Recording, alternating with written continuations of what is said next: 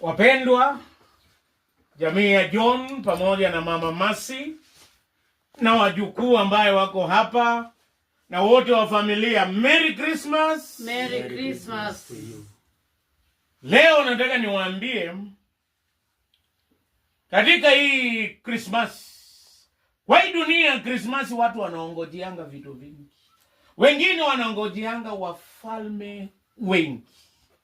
Wafalme wa raha watu wanaongojea. Hata mfalme wa vitu vingi watu wanaongojea. Leo nataka kwa somo ambaye tumesomewa katika kitabu cha Tito 2:11 mpaka 13. Nataka niwaambie kuhusu mfalme wa neema. Huyu mfalme ambaye tunangojea azaliwe ni mfalme wa neema.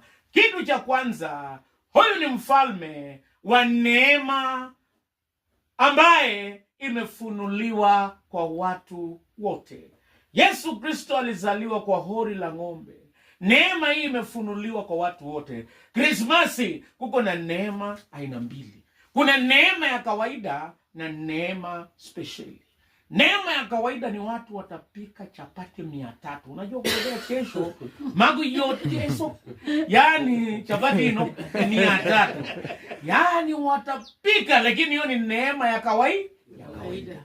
Lakini pia Christmas kuna neema speciali kupitia kwa mfalme, jina lake ni Yesu Kristo. Alizaliwa akuje achukue dhambi zetu. Mwana kondoo wa Mungu achukuae dhambi za ulimwengu.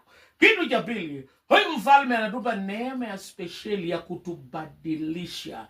Yeye anabadilisha watu. Na hata Krismasi ana uwezo wa kubadilisha. Yule ambaye alikuwa akikunywa pombe akaacha pombe. Yule ambaye alikuwa na kisasi akawa na msamaha. Yule mwenye anasumbuka, neema hii inabadilisha. Mimi nilishindwa kuacha sigara. Ilikuwa inaitwa SM. Yaani kiakule, kiaie. Wanasemaje kwa Kiswahili? Kiakule, kiachute. Yaani kwa English kiachute ni pulling. Pulling cigarettes. Yaani kiachute. Na hata headmaster alipotushika siku moja na sigara akatupiga viboko 8 kafu. Lakini hatukupata neema. Aliumiza mwili lakini tukaenda kiachute super. Yaani kumbe aliumiza mwili mpaka wakati tukapokea neema speciali ambaye ikatusaidia tukaacha dhambi. Jambo la pili, hii neema ya tukataza uishi